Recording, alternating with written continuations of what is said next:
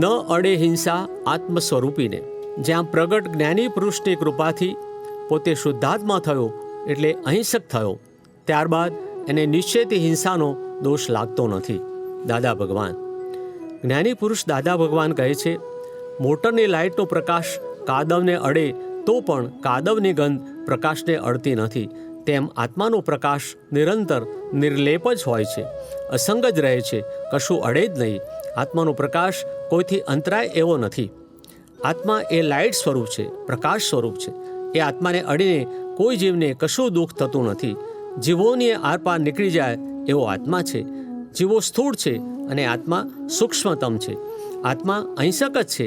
જો એ આત્મામાં રહો તો તમે પણ અહિંસક જ છો, અને દેહના માલિક થશો તો હિંસક છો. આત્મા જાણવા જેવો છે, એવો આત્મા જાણો પછી કોઈ દોષ બેસતો નથી અને હિંસા અડતી નથી.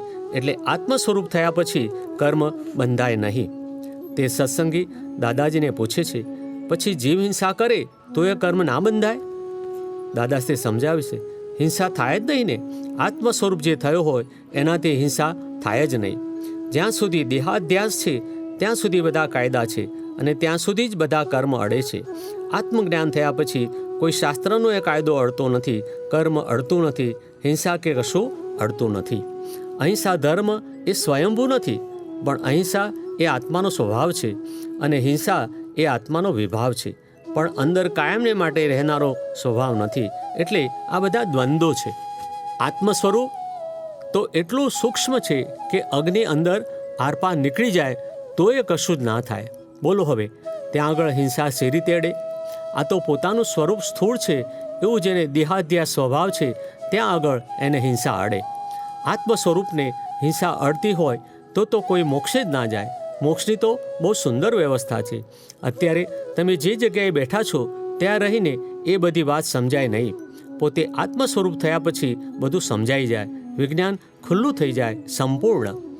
દિગંબર આચાર્ય શ્રી અમૃત સ્વામી એમના ગ્રંથ પુરુષાર્થ સિદ્ધ ઉપાયમાં લખે છે, ચિત્તમાં ક્રોધ, માન, માયા, લોભ આદિ કષાયોની ઉત્પત્તિ જ હિંસા છે.